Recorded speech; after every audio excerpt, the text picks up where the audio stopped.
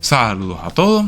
En este laboratorio vamos a estar hablando de cromatografía, de su uso para la separación de mezclas. Específicamente vamos a estar trabajando con cromatografía de capa fina, ya sea de forma digital, utilizando Biolabs, o en su casa, ¿verdad? Haciendo el experimentito. Bien, antes de entrar a lo que es la cromatografía, primero tenemos que repasar las clasificaciones de la materia, los diferentes tipos de mezclas que tenemos o sustancias.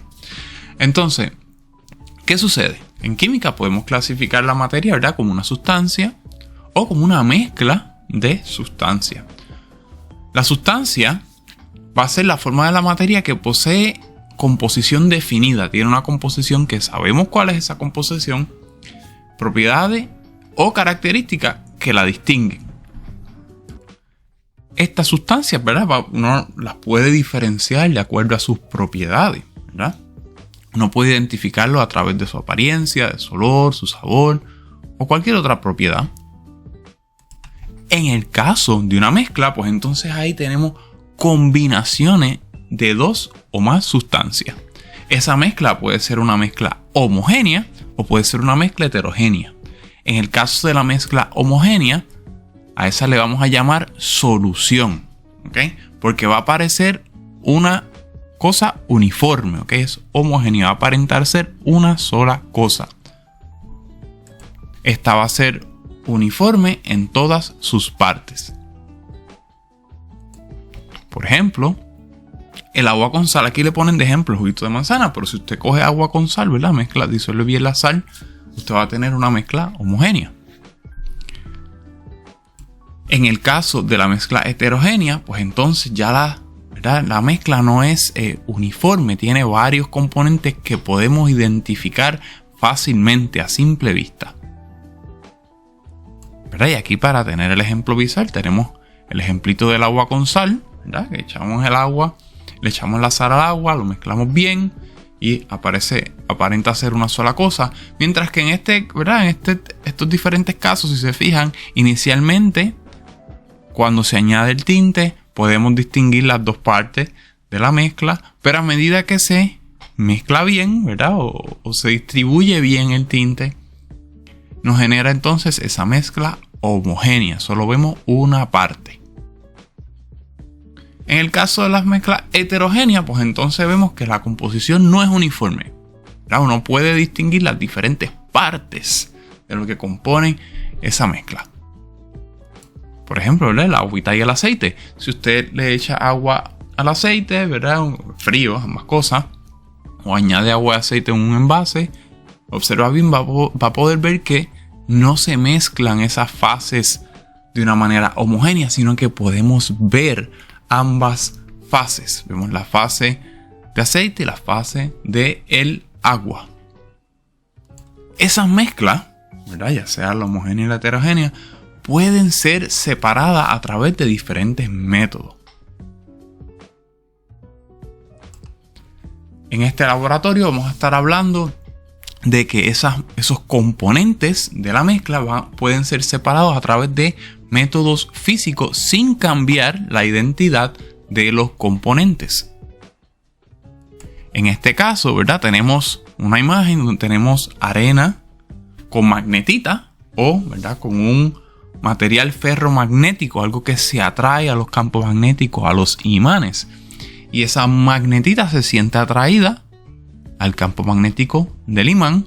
Entonces podemos remover esa magnetita de la arena que tenemos en el platito. Este caso ustedes lo pueden ver, por ejemplo, en la playa de Arena Negra en Vieques hay mucha magnetita, ¿verdad?, que es producto de actividad volcánica en el pasado. Esa magnetita nosotros la podemos remover de esa mezcla heterogénea que es la arena de playa. Podemos remover de ella la magnetita con un imán,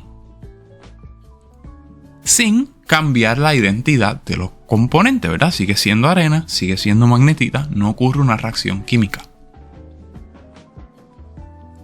¿verdad? Y por eso tenemos que entonces repasar qué son esas propiedades físicas, qué son las propiedades químicas.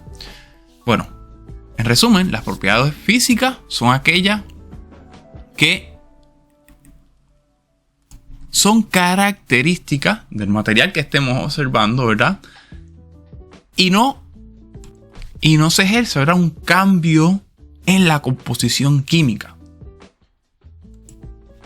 En el caso de las propiedades químicas, van a ser aquellas características que determinan cómo cambia la composición de la materia, ¿verdad?, como resultado de una interacción, de una reacción con otro tipo de materia. O por la influencia de un golpe de energía, ¿verdad?, que incentivemos una reacción, incentivemos un cambio en esas propiedades. Por ejemplo, reacciones de oxidación-reducción, pH, que lo vamos a estar viendo más adelante en otros laboratorios. Ahora, repasando, ¿verdad?, conceptos que vimos en el laboratorio anterior, vamos a ver que propiedades físicas pueden ser extensivas o intensivas. Las extensivas son propiedades que dependen de la cantidad de la muestra, mientras que las propiedades intensivas van a ser independientes del tamaño de la muestra, ¿verdad? No va a depender de cuánta muestra tenemos. Entonces, podemos mirar los diferentes métodos de separación de mezcla. ¿Verdad? Tenemos la decantación, la filtración, la extracción y la sublimación. En el caso de la decantación, ¿verdad?, vamos a estar separando un líquido de un sólido, ¿verdad?, dejando atrás el sólido reposando y sacando el líquido. Podemos utilizar, ¿verdad?, la filtración para separar un sólido de un líquido también por medio de una sustancia porosa como un filtro, en este caso el café. En el caso de la extracción, pues ya complica un poco más la cosita, ¿verdad?, ya que durante lo que conlleva ese proceso de separación, ¿verdad?, es que se va a mezclar, ¿verdad?, disolviendo con otros compuestos, disolviendo la mezcla con otros compuestos para así llevar a cabo una extracción de acuerdo a las propiedades que tenga cada líquido, ¿verdad?, ya sea por solubilidad o por otro factor. También está la sublimación. Es cuando un sólido va a pasar directamente del estado sólido al estado gaseoso sin pasar, ¿verdad?, por ese estado líquido, sin pasar por un estado intermedio que sería el estado líquido. No todas las sustancias tienen esa capacidad de sublimarse en el planeta Tierra, ¿verdad?, porque aquí tenemos una presión atmosférica en el planeta específica y una temperatura específica que no todos los materiales van a poder llevar a cabo la sublimación. Pero un ejemplo de sublimación sería el hielo seco. El hielo seco, usted coge un pedazo de hielo seco que se encuentra a menos 82 grados Celsius, lo pone en su marquesina y va a ver cómo ese pedazo de hielo seco se va haciendo más chiquito y más chiquito, más chiquito a medida que pasa el tiempo sin derretirse. Eso significa que ese pedazo de hielo seco está pasando del estado sólido al estado gaseoso. Está ocurriendo un proceso de sublimación. Otros procesos bien comunes son la evaporación y la destilación, ¿verdad? La destilación en Puerto Rico es bien común. Por ejemplo, en San Juan, ¿verdad?, tenemos la destilería Bacardi, donde ellos destilan, llevan a cabo una serie de destilaciones para refinar su producto, sacar de una mezcla grande el producto refinado que sería el etanol, que luego van a llevar al mercado. Y también la cromatografía. En este caso, en el caso de la cromatografía, la mezcla es transportada, ¿verdad?, a través de un material que no va a reaccionar con ninguno de los componentes que se encuentran en esa mezcla. Pero los componentes se van a ir separando de acuerdo a cuán afín sea a ese material, ¿verdad?, que estamos usando para transportarlo. Aquí tenemos unos ejemplitos, ¿verdad? Aquí tenemos el café como filtración, tenemos una destilación.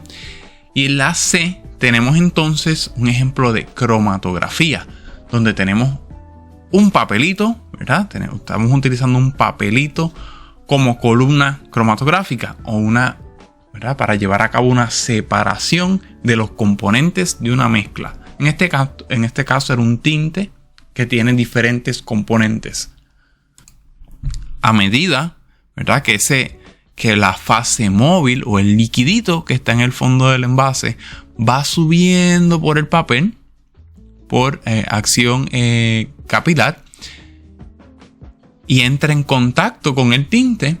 Los componentes del tinte se van separando de acuerdo a cuán afín o cuán atraídos ellos se sienten hacia la fase que va subiendo, hacia el liquidito que va subiendo, y su afinidad a la fase estacionaria o al papelito.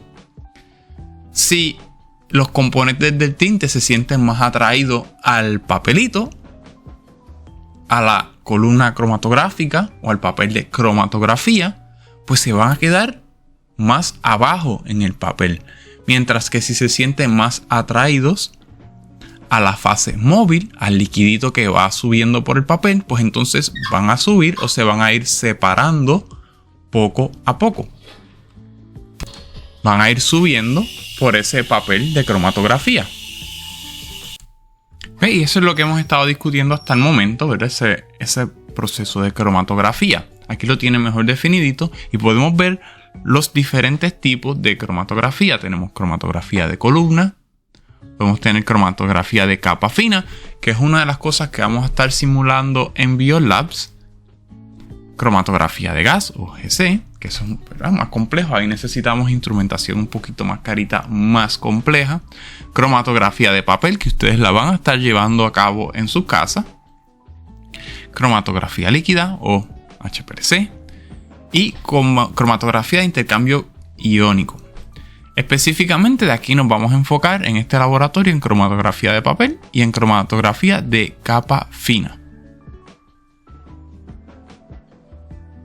Y vamos a estar utilizando esa cromatografía para separar los componentes de una serie de mezclas. O también para identificar el producto de una reacción, ¿verdad? Que se llevó a cabo una reacción.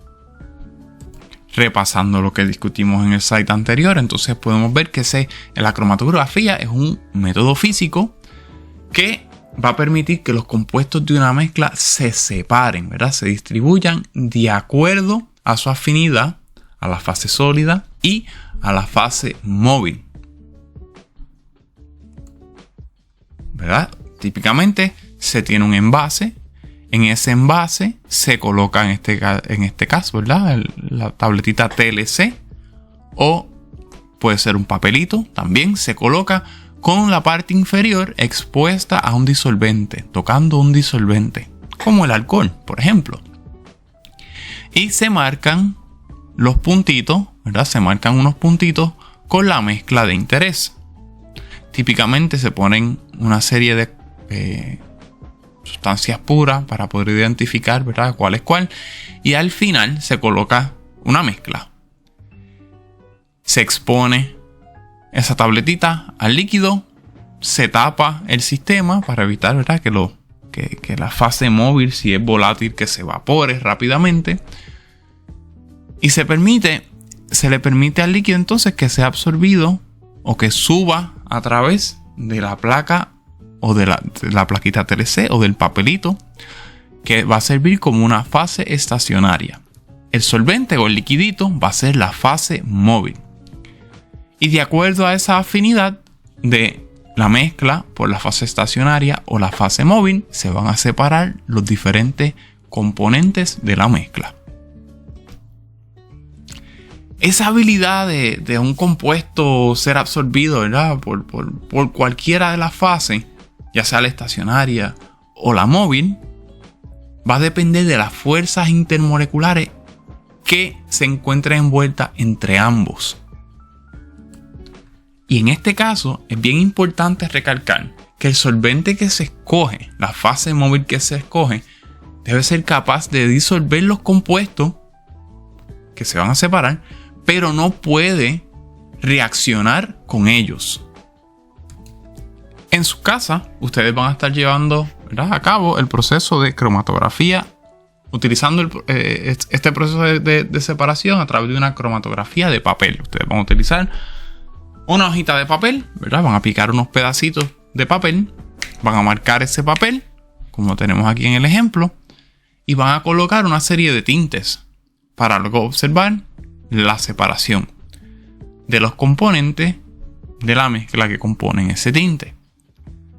En este caso, si se fijan, tenemos una pelotita amarilla en la parte inferior. Vamos a enfocarnos en la parte inferior. Tenemos nuestra tabletita o nuestro pedacito de papel, que es este recuadro. Y en la parte de abajo tenemos una serie de puntitos. El amarillo, el azulito y el verde, ¿verdad? Y si recordamos nuestros colores, nuestras mezclas de colores y los colores primarios, sabemos que el color verde se compone del amarillo y del color azul. Así que aquí podemos ver la separación de esos dos colores. Pero antes de llegar a ese punto, vemos aquí que al inicio de la cromatografía tenemos marcaditos las tres cositas. Tenemos el amarillito puro, el azul puro y la mezcla de ambos aquí. Cuando se expone el papelito o cuando ponemos el papelito en contacto con la fase móvil, la fase móvil empieza a subir por el papel y se lleva los compuestos de acuerdo, ¿verdad?, a su atracción a esa fase móvil. En este caso vemos que el amarillito sube, el azulito sube y el verde, la manera en que el verde sube es en sus componentes, en el amarillito y en el azul. O sea que ocurre una separación de sus componentes, ya que el amarillito es más afín al papelito o a la fase estacionaria, por eso se mueve menos. Y el azul es más afín a la fase móvil, por eso se mueve más arribita, se mueve más con la fase móvil, sube más. ¿Ok? Yo sé que estas rayas se ven complejas, pero el X1, lo que significa X1 es simplemente la distancia desde este punto para el amarillito, ¿verdad? Para el compuesto amarillito, de X1 hasta el centro de ese circulito. X2 es la distancia del azulito desde el fondo hasta el centro.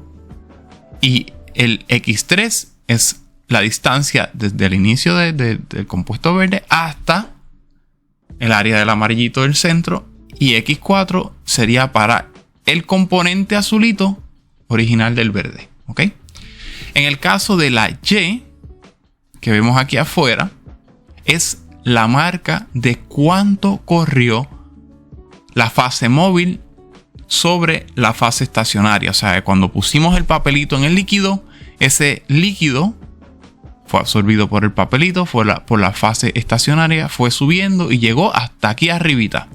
¿Okay? Esa medida es importante. Siempre es importante saber hasta dónde llegó la fase móvil sobre la fase estacionaria. Y ahora vamos a ver un mejor ejemplo. Vamos a ver, cómo podemos utilizar eso para hacer nuestros cálculos.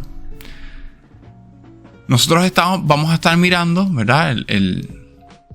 Vamos a estar calculando el RF. El RF o el factor de retención, ¿verdad? Va a ser la razón de la distancia que recorrió nuestro compuesto sobre la distancia que recorrió la fase móvil sobre la fase estacionaria. ¿Ok? Así que tenemos en el primer caso, para X1, ¿verdad? El que tenemos aquí, el componente 1, nuestra primera referencia, X1, ¿cuánto corrió X1? ¿Verdad? Se mide, usted coge una reglita, mide el centro del circulito, ¿verdad? Hasta al origen donde comienza la absorción de la fase móvil. ¿Cuánto fue esa distancia? Y divide esa distancia sobre la distancia que recorrió la fase móvil. La distancia de X1 sobre la distancia de la fase móvil. Para X2 lo mismo. Tenemos la distancia que recorrió ese compuesto número 2, esa referencia número 2, sobre la distancia que recorrió la fase móvil, sobre Y. Y así también para los componentes de la mezcla. X3 sobre Y y X4 sobre Y. De esa manera podemos calcular el factor de retención para los diferentes compuestos. Y ese era el caso, ¿verdad?, de una separación. También podemos utilizar esta técnica para monitorear una reacción. ¿Okay? Podemos utilizar la técnica de cromatografía de capa fina para monitorear el progreso de una reacción. Así que podemos ver cómo aparentan estar los reactivos al inicio de la reacción y vamos a ver cómo van apareciendo los productos a través de la reacción. En Biolabs ustedes van a tener unas plaquitas como esta. Y si se fijan, ¿verdad? Las plaquitas, aquí no tengo lápiz para marcar, pero la plaquita está marcada, ¿verdad? Empieza aquí el colorcito blanco. La parte gris no es parte de la placa, ¿ok? Sino que donde comienza la cromatografía es aquí donde está la rayita, donde comienza el color blanquito. De ahí hasta el tope va a ser el área que recorre nuestro disolvente o la fase móvil, ¿ok? Esa va a ser nuestra Y, nuestro valor de Y. Eso se puede medir con una reglita. Y si se fijan, en este caso tenemos una referencia en el carril izquierdo para el ácido acético. Lo mismo para el metanol, también tenemos en el carril izquierdo una referencia. En el carril derecho vamos a tener nuestra reacción llevándose a cabo, si es que tenemos, ¿verdad? una reacción llevándose a cabo. Pero sepan siempre que en el izquierdo vamos a tener nuestra referencia y en el lado derecho tenemos nuestra reacción llevándose a cabo. En este caso tenemos ácido acético puro en ambos laditos. En la plaquita número 2 tenemos metanol, ¿verdad? Purito en ambos laditos. No se está llevando a cabo ninguna reacción, no hay ninguna mezcla todavía, sino que está el metanol solito. Y en el caso de la tercera plaquita, entonces sí vemos una combinación de cosas. ¿De qué cosas? Si se fijan en la parte inferior, los dos puntitos que tenemos, tanto en el lado de la referencia como en el lado derecho del producto, se parecen a los del ácido acético. Así que podemos identificar que a tiempo cero de reacción, todavía la reacción no se ha llevado a cabo, en la parte inferior tenemos ácido acético. Mientras que en la parte superior, si nos fijamos, se parecen más a las marquitas del metanol. Así que tenemos el metanol en la parte superior y el ácido acético en la parte inferior, ambos puros porque la reacción aún no ha comenzado. Ahora, vamos paso por paso. Esto fue a tiempo cero. Podíamos ver todas las marquitas e identificarlo, ¿verdad? De manera individual. Ahora, a medida que comienza la reacción, pasaron los primeros 10 minutos. Recuerde que la columna de la izquierda es la de referencia. ¿Ok? Ahí no va a ocurrir la reacción. La reacción va a ocurrir a mano derecha. Si se fija, esa columna de referencia se queda igual a través de la reacción.